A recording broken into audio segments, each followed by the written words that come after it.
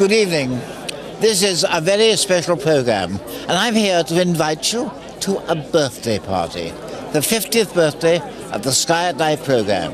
We went on the air on April 24th, 1957. We haven't missed a month since, which is quite a record. And I must say, we have a large marquee in the garden of my home, and I'm absolutely staggered by the huge number of eminent astronomers, professional and amateur, who have come down here to help us celebrate this birthday party. So in this program, we look back at some of the episodes of the 654 editions of the Sky at Night. And believe me, there have been some very interesting episodes. Hello to the first ever Sky at Night from Stonehenge. The excitement is mounting all the time as sunrise approaches. Here I am in a lift going 3/4 of a mile underground in Boulby Mine toward this strange observatory. Well, Michael, we used a frisbee, obviously, because it is aerodynamically shaped. And when these things were first reported, they were always known as flying saucers. I'm not quite sure when they changed over to UFO, but a flying saucer it could be. This birthday party is also in its way a star party. And quite a number of our visiting astronomers have brought along their telescopes. And of course, in my garden, I have my own observatory. So let's go there and join Chris Lintott. This is the observatory housing Patrick's 15-inch telescope. He got it back in 1956, and it, and the work done with it, has featured on the programme ever since. Despite the unpromising sky, the amateurs are trusting in Selsey's usually excellent conditions and hoping for a break in the clouds.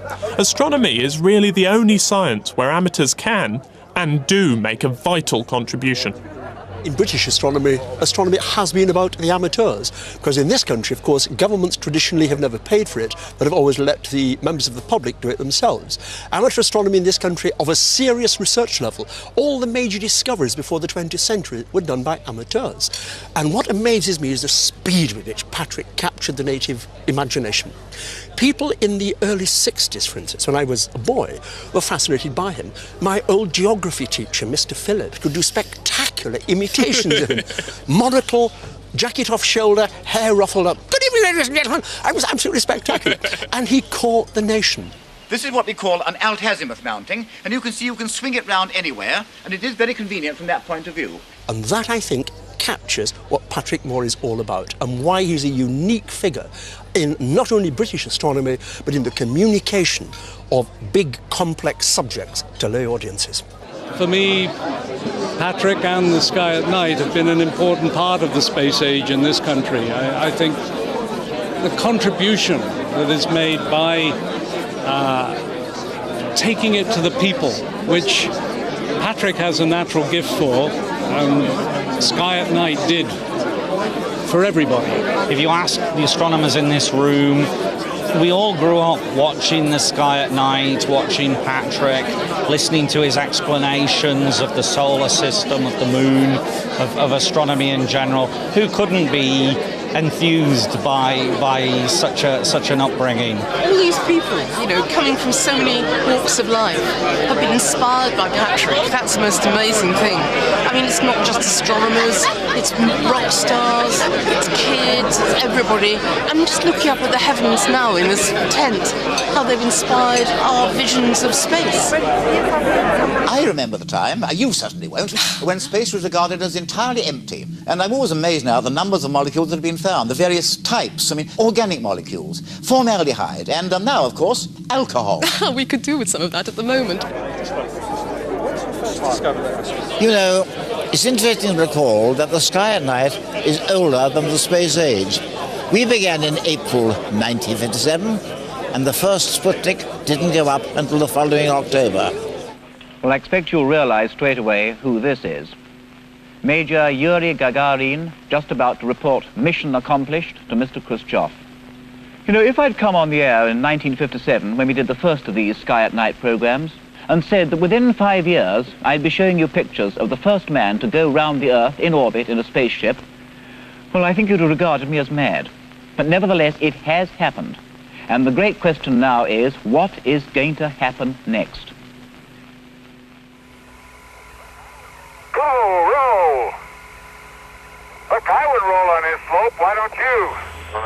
The peak of the space race was, of course, the Apollo missions. It's more than 30 years now since man stepped onto the moon, but that's still a source of inspiration for today's astronauts, like Britain's own Piers Sellers.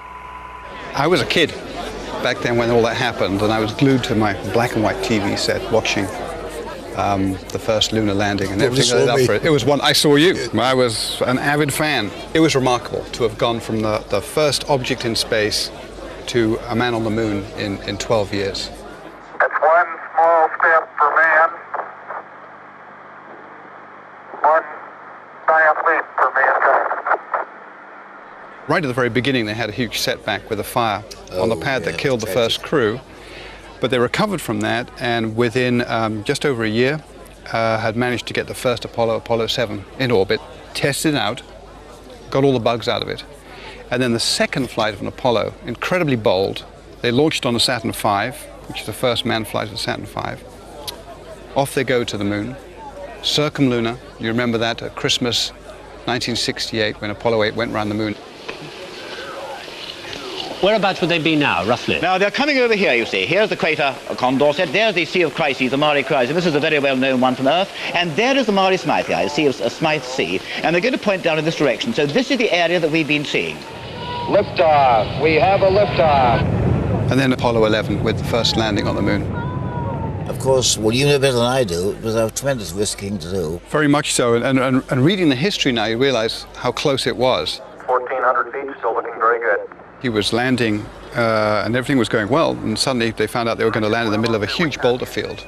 Almost certainly destroyed the lander. So he took manual control and jittered over the top, looking for a landing site, and the fuel's counting down. Still no decent landing site. Fuel's running out, lights are coming on. Eventually put it down with probably about just over between 10 and 16 seconds of fuel left. Houston, the Eagle has landed. I was watching it on television. I did not know that until Neil Armstrong came and told us about it to our new astronaut class. It was fascinating to hear it from the man. Indeed. Yeah. Piers, it'd been a tremendous pleasure to have you, and a great honour, and congratulations on all you've done. Thank you, Patrick. New man completed his first exploration of the moon. May the spirit of peace in which we came be reflected in the lives of all mankind. 99, proceeded, 3, 2, 1, ignition. Right away, Houston.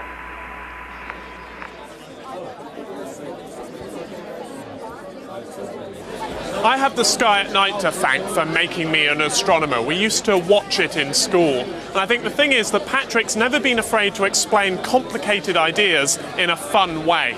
And I remember one programme that embodied that idea. It was called Galactic Dustbins. I've got here a pair of objects, a dustbin and a bag of rubbish. Yes. If I were to shoot this towards a black hole, a rotating black hole, and allow the rubbish to fall into the black hole, this will come whizzing out. Yes. With lots of extra energy. Yes. Since we began these Sky at Night programmes of ours way back in 1957, we've had more requests than I can count to talk about relativity, and in any case, it's something we've wanted to do for a very long time. And now for this evening, we are going to tackle it. Suppose we imagine two-dimensional people like this little circle. The people have no idea of what three dimensions are. They are flatlanders. And let's imagine this is the world on which the flatlanders can move. This is spherical, but they don't understand the meaning of three dimensions. It's a flatland as far as they're concerned. Now, suppose we introduce a dimple into this. When this little person's moving across there, when he comes to the dimple, he suddenly drops in and whips out. And he says, hello, I've experienced a force. I've dropped in and I've come out. I've experienced a force. But I say in my wisdom, oh no, you haven't experienced a force at all. You have come across a distortion in geometry. You think it's a force. I, in my wisdom, know that you've merely had a change in geometry and you interpret that as a force. In like manner, when we talk about gravitational forces, the four-dimensional super being stands out and says, oh, no, no, not at all. Really, matter has introduced a distortion in space. I think that this is a force. It's really only a distortion in space. And indeed, Patrick, I'm just getting the feeling that I can feel the force. Yes, so can I. Indeed I do. Heavy objects distort space and time, as demonstrated by Astronomer Royal for Scotland and magician Professor John Brown. Well, the Royal Society, I was trying to demonstrate what happens with a black hole in the way of gravity, and Carlos very kindly helped me there. So if I could possibly borrow a 5-pence piece, I'm going to see if I can. It's very dangerous lending 5-pence piece to a Scotsman. It's the Astronomer Royal for Scotland. Ah, well, that's even worse, I see. That is even worse. Yeah, that's funding now. So what we're going to do is we're going to get a smaller sheet. This is space-time this time. So this is our model of space. This is the other side of the universe, if you like. Okay. Space-time. And what I'm going to do is I'm going to hold the rubber around the edges so there's no sneaky thing. Space-time is completely closed. Carlos is going to put his finger gently on there. And we're going to increase the mass of the object. Mass and see what happens with the black hole as space becomes increasingly curved. So it's getting more massive. Keep going, keep going, keep going. Whoa! How do you do this? There's no holes in this. It's a rupture of space-time.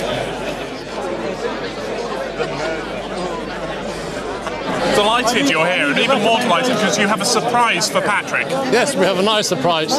The IAU decided to honour the programme Sky at Night for 50 years worth by naming an asteroid after him with a very special number, named after the date of the first programme, which is 57424. So asteroid number 57424 has been named Caelum Noctuum, which, if the Latin is up to it, means, sky at night. Patrick Moore's telescope, the actual one that he views the moon from, that's pretty spectacular. Everybody that's standing around the telescope, these gentlemen, they're all like 7-year-olds. It's a bit of a dream for them all, so that's quite nice to see everyone just going, wow. Of course, we've also had the unexpected things like Comet Hale-Bopp of '97. Oh, yeah, that was a fine comet. Is Patrick's 40th anniversary present. Our 40th anniversary programme last month was graced by a bright comet, Hale-Bopp. But 40 years ago, in April 1957, our very first Sky at Night programme was also greeted by a bright comet, Allan-Dronnan, the famous spiked comet, which was a bright, naked-eye object, and which, I may say, will never return. It's been thrown out of the solar system permanently. He seems to have had a following wind. I think in anything you need a bit of luck with you, and Patrick certainly had that with all the things going on. There's always something happening in the sky, and that's the nice thing about the Sky at Night, that you can always focus on what's just happening or tell people about things to go out and look for. Oh dear.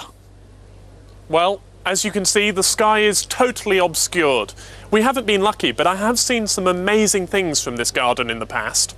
I'll never forget, back in 2004, watching the transit of Venus. Tell us about this telescope. Am I allowed to call it the low-tech way of looking at things? You can if you like, yes, it won't mind.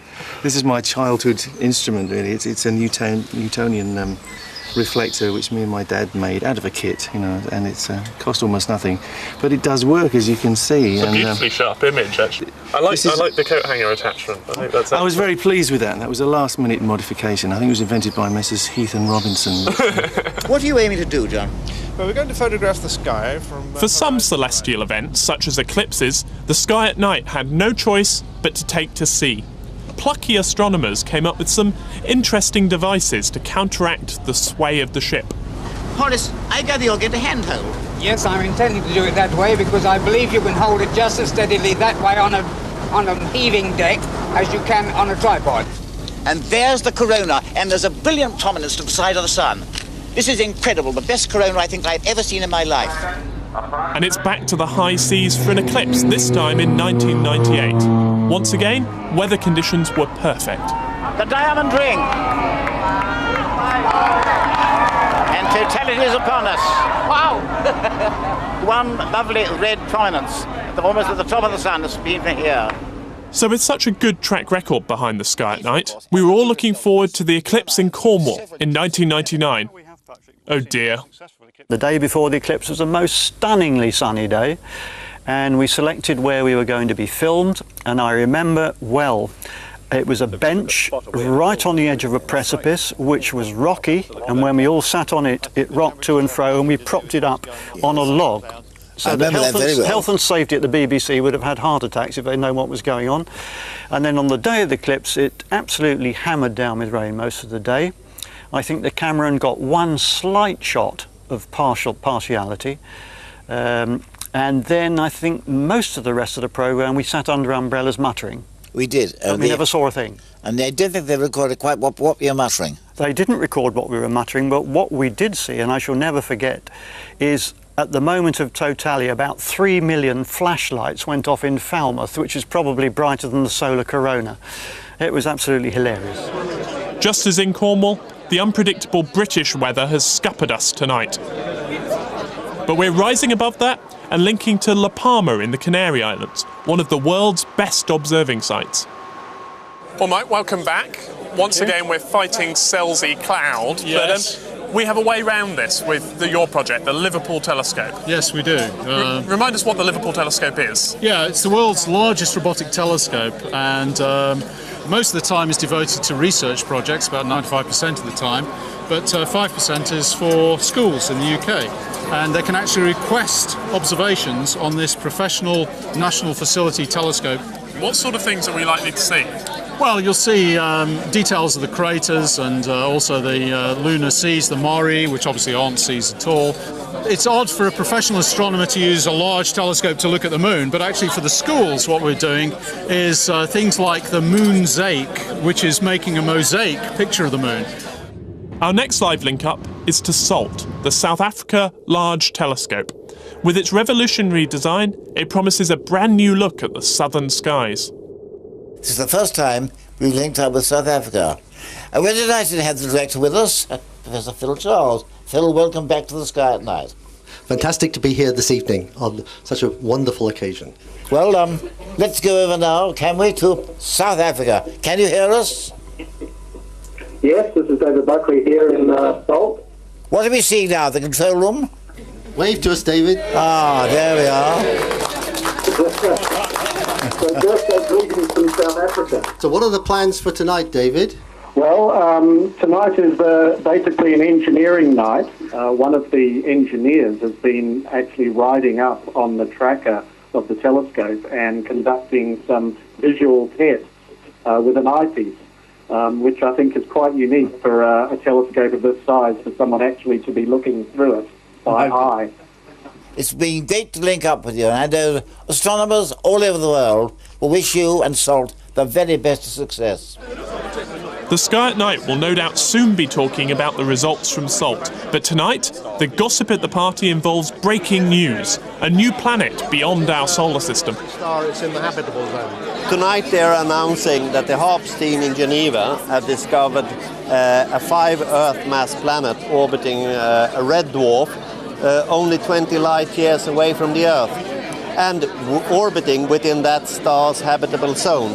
That means that the liquid water could be present on the surface of this star. And of course, 5 Earth masses, 5 times the mass of the Earth, is about that crucial region where this could be a rocky planet. Yes, if it really is a 5 Earth mass planet, and you have to remember this is a minimum mass, but if it is, then it will be rocky, it can't be gaseous. So this might be the first rocky planet in a habitable zone. Exactly, that's what they are announcing, and it seems very plausible.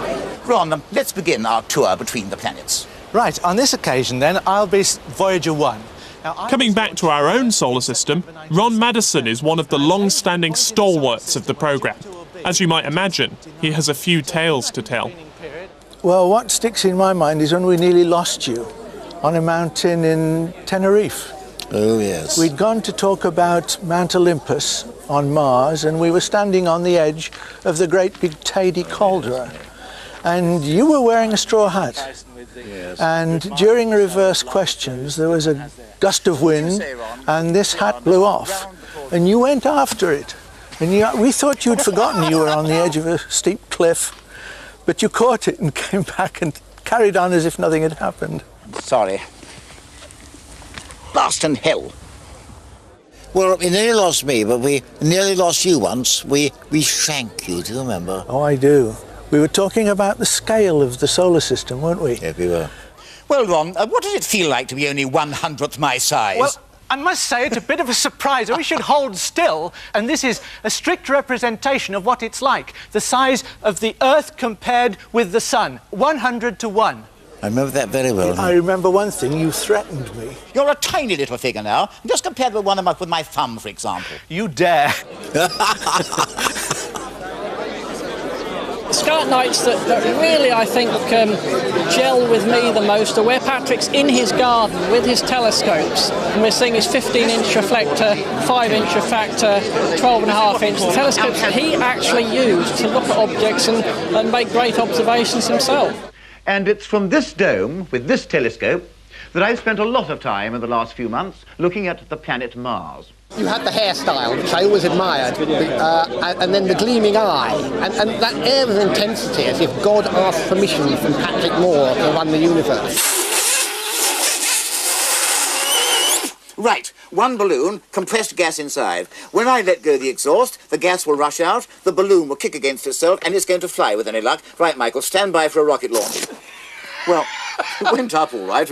Rather erratic course, possibly, but after all, some of the liquid fuel rockets of the 1930s did behave rather like them. The only ones I saw were at the end of the war, the V2s, which we'd captured, and I went down to Houston to see some fired, and 3 or 4 of them blew up. We had a saying, it says, "We know that what goes up must come down, but why so soon?" When we began the Sky at Night programme, we thought there were oceans on Venus, vegetation on Mars, and so on. Well, how wrong we were. We've just had some amazing photographs sent back by the American probe to Mars, Mariner 6. Mariner 7, by the way, has been brought back under control, and we await news from that. But meanwhile, we have this superb series of close-ups from Mariner 6 from a distance of more than 700,000 miles. Well, we were very lucky in our time together. We've been from every planet from Mercury right away out to Neptune, but the Voyagers were certainly very special. And of course, at every encounter, the two at Jupiter, the two at Saturn, then Uranus and Neptune, we had a chance to bring history to the front rooms of everybody. I remember one of these programs, we were over actually at the Cape. I went down with the flu or something, and you absolutely rescued the situation. Well, I guess I can safely say I must be one of the few people in the world that have silenced Patrick Moore, because for 10 days when we recorded the daily updates for the Voyager mission to Uranus, you were unfortunately unwell, unable to say anything. Peter Moore-Purgo was producing at the time, asked the questions, you open and shut your mouth. I have well-educated goldfish, and I just performed as per normal. But it was a fantastic programme. When we came back, you added your part, and to everybody else, it looked quite natural and normal. Until then, from here, at the Jet Propulsion Laboratory in California, good night. And this was actually the first American space station. See that? That's a big solar panel. In the Sky at Night, particularly I think in the early days, we made extensive use of models, neither difficult to design and difficult to make. Many of them were made, especially of course, by Matt Irvine. And earlier on, I caught up with him and he showed us some of those models. You know, Matt, looking at these models take me back many, many years, all through the Sky at Night, almost from the start. For example, Sputnik 1, there are very early programmes. Well, of course, that's as old as the programme, Patrick, that one is, isn't it? Soviet surprised everybody. I did indeed. Well, of course, some of the probes that you modelled here no longer exist or won't be seen again, but the Viking lander will. It's standing there happily upon Mars. I made them for you specially for the programme that was just before the first Viking 1 landing. Didn't know what the surface was going to be like. Could it be very, very dusty and the thing would just disappear, or could it be hard and it would just bounce or break something, or could it be, the interesting one was like a meringue surface? So let's begin by seeing what would happen if Viking came down in a permafrost area. You can see what would happen. It would certainly put the spacecraft completely out of action. You had Jeff Eglinton and Gary Hunt on, and you had one each. I can't remember who did what, but you had one each and you dropped them. I think Egg at one point said something, if you drop them from this height, they break. They did, indeed. And, of course, Voyager. And we used that model many, many times. These Voyagers are amazing craft. Here's one of Matt Irvine's lovely models. There is the scan platform carrying the cameras and many of the important instruments, the only thing which on Voyager 2 did give a certain amount of trouble. I think that one holds the record because Voyager was, the first encounter was about 79 or 80, wasn't it? And because the last one with Voyager 2 and Neptune was 89, so we're probably talking about a decade overall. There's memories here, memories right back 50 years in 1957, and without your models, we would have lost a great deal. So, Matt, thank you indeed for your great skill and generosity in making all these for us. Back at the party, it's time for Patrick's Guide to the Moon. Okay, Patrick, now we're going to talk about a subject very warm to your heart, the moon. And this is warm to my heart too, because one of the gentlemen who works down at the end of my corridor in Houston is John Young, who casually drops in conversation that he's been there twice.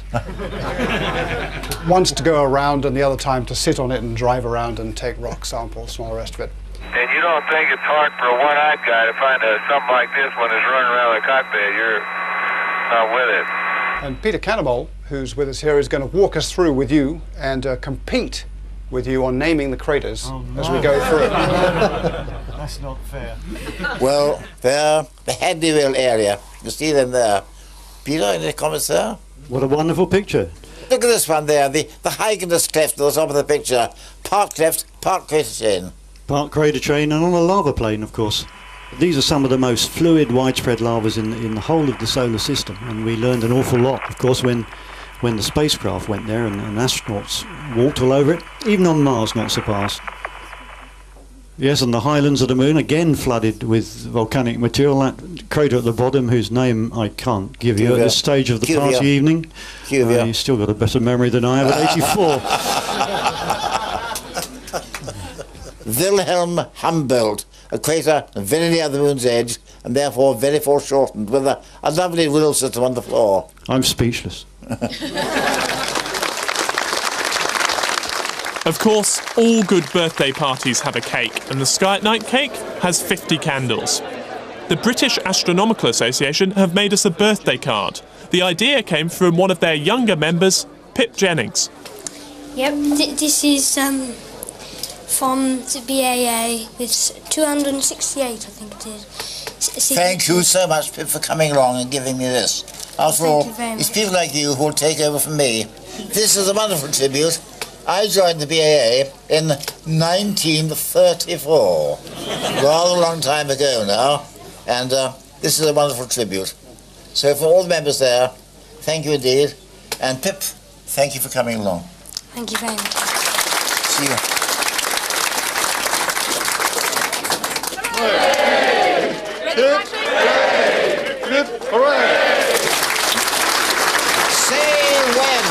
Marvellous. You managed to cut your throat there, Patrick. I'm sorry about that. Well, somebody else will one day, I've no doubt.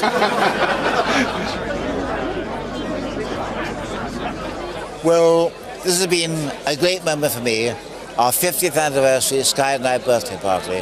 It's been a great time, and I like to think the Sky at Night has played a small part in the early days of the space program. So, until next month, from the marquee in my garden at Chelsea, good night.